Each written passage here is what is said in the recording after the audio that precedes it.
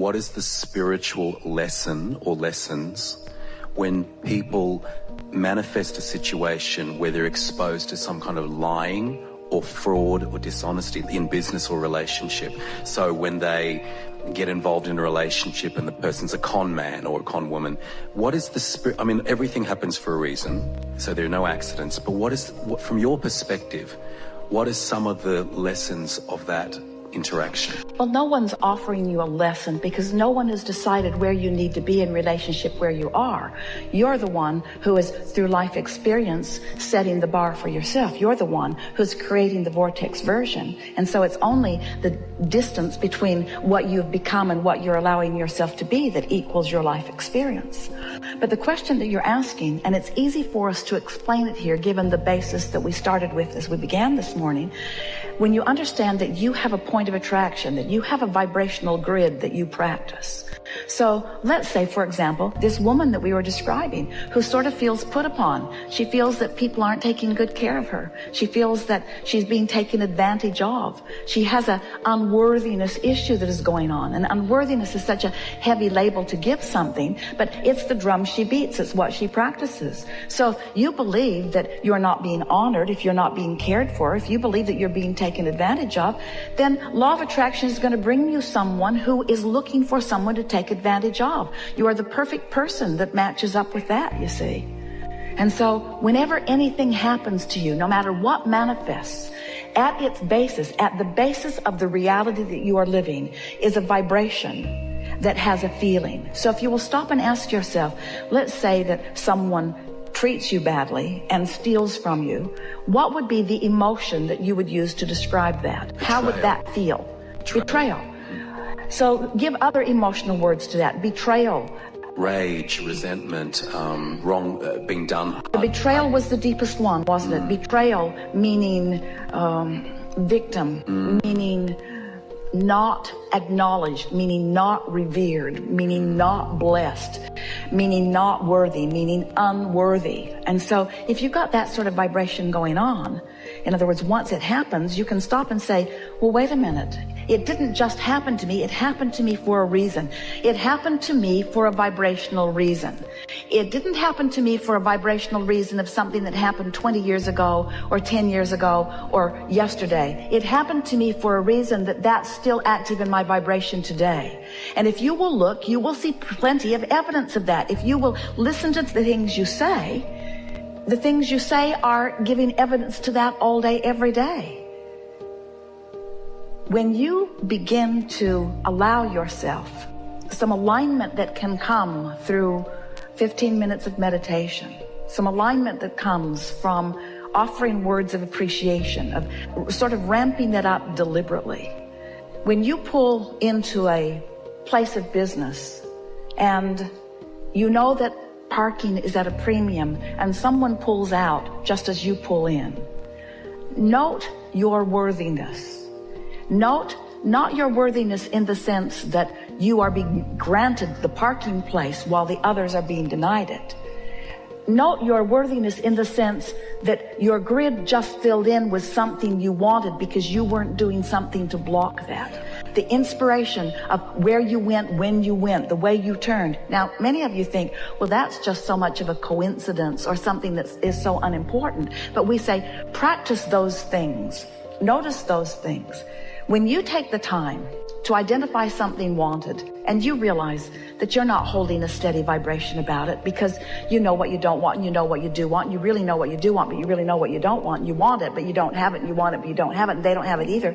But so you know where your vibration is, you know you're sort of all over the place, and then you deliberately start thinking more about what you want and feeling better about it. You start practicing it and you notice the difference in the way you feel. Other people around you will begin to notice it too. And then something happens. Something will happen. Something will be realized by you that is different than it usually has been. And if you, and only if you, have been deliberately aware of what you were doing vibrationally, and if you have deliberately been shifting your vibration to feeling a little better and feeling a little better, when that manifestation happens, your sense of worthiness is going to go off the charts. You're going to, for a moment, know that you have accomplished your relationship with you. You see, you're never being deprived. There is no one ever withholding good stuff from you. You're the only one who is withholding it. So you're the only one who can render yourself unworthy.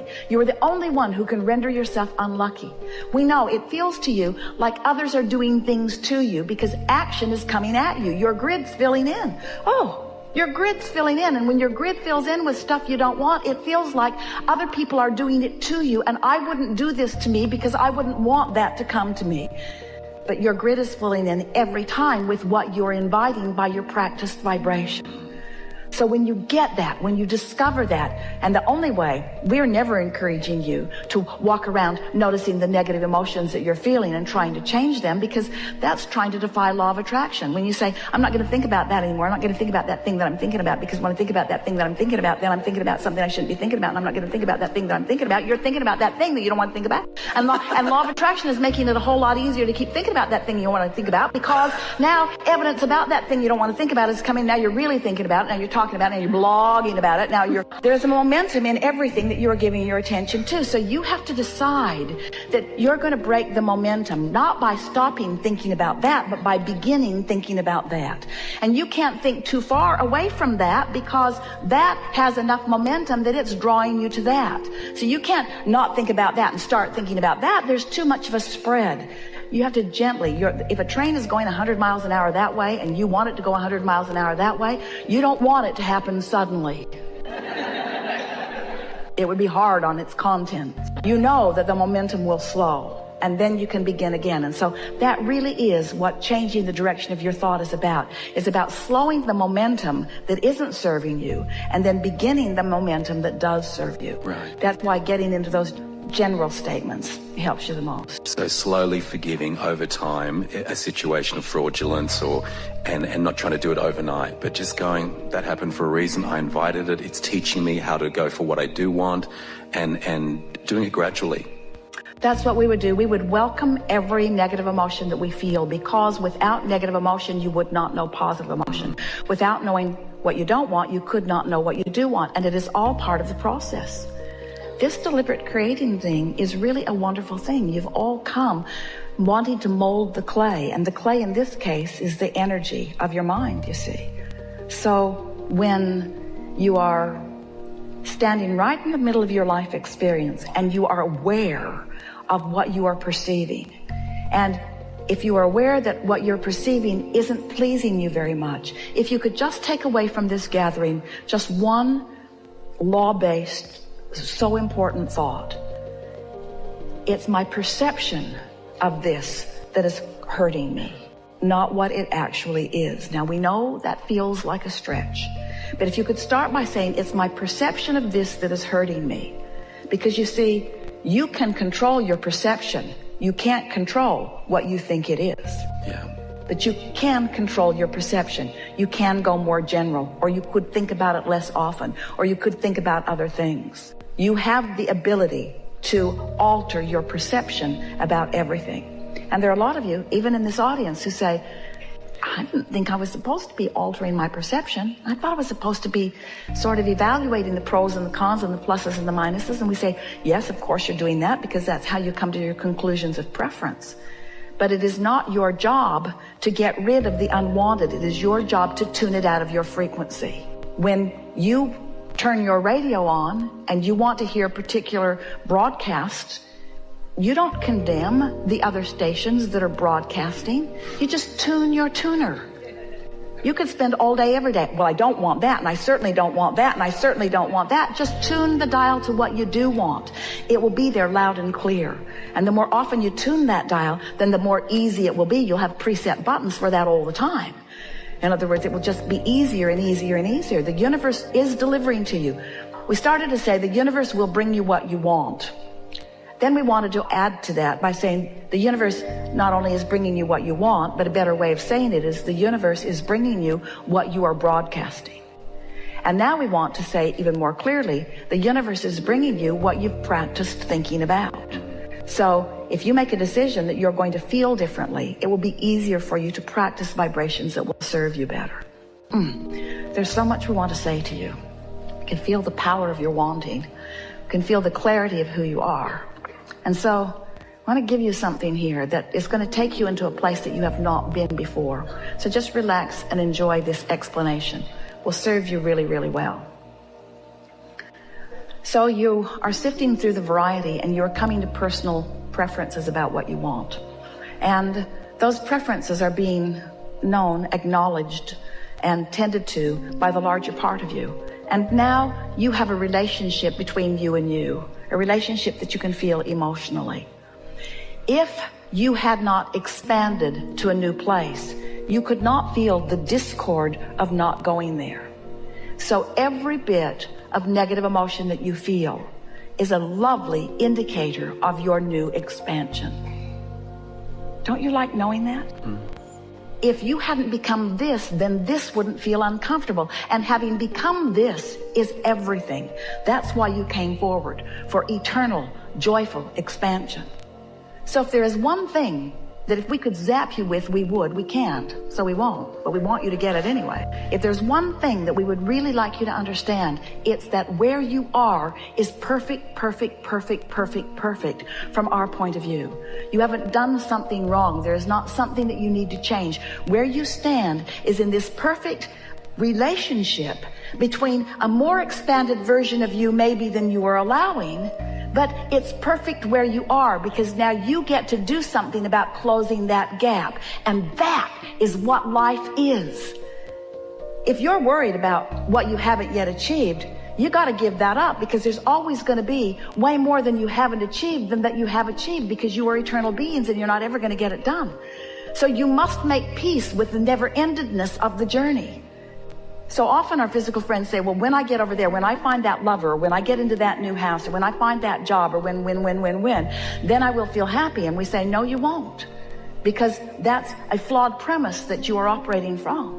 But when you understand that there is always going to be a new perspective by you of the contrast that you're living that will launch you into a more expanded version, and the fact that you have not yet achieved the realization, the filling in the grid, the full manifestation of that expansion is not a bad thing. It's an eternal thing. So make peace with what has not yet manifested. You'll feel better. It's why we start the way we do every single time. Are you enjoying the contrast of your time and place? Do you like the desire that is hatched within you? Do you like that unfulfilled desire? And we want so much for your answer to be yes, especially the unfulfilled desire, especially the stuff that hasn't manifested. I really like that, because it means I'm alive and I've expanded and I'm on a journey, and I'm going to have the pleasure of closing that gap. And there is nothing in all of the world that is more delicious than the actual visceral feeling of you closing a vibrational gap. It's what you live for. It's what we all live for, you see. You think that Source is done. So often that's the way humans look at it. Well, Source has got it all figured out. You are the extension of that which Source is. And you're stirring it up for the new journey, you see. And the Source within you is reveling in that journey. It is only you that is languishing in your misunderstanding. It is only you that is claiming your unworthiness. It is only you that is choosing to feel inappropriate for not having already accomplished that journey and that one and that one. But when you make peace with this never-ending journey, then you'll start reveling in this negative emotion. Yes, this is guidance too. I love this feeling of discord, because if there is a feeling of discord, that means there is a feeling of accord. And while I don't feel like it right now, because I'm pretty mad at that guy, I do recognize that I can find that forgiveness that will put love back in my heart, because the alternative is a life of misery. We don't want you to do it for them. We want you to do it for you. The most significant thing that you have asked from us here in this conversation is, what is it that is at the heart of that discord? And it is, for the most part, a human decision to feel unworthy, and you're using as your reason the fact that you haven't yet achieved that. And we're here to tell you there's always going to be another that, and another that, and another that, and another that. So it's time for you to make peace with where you stand. And when you do, where you stand is going to look way better than it did right before you did, when you make peace with it. And then the energy will start moving, and you'll start having fun on that never-ending.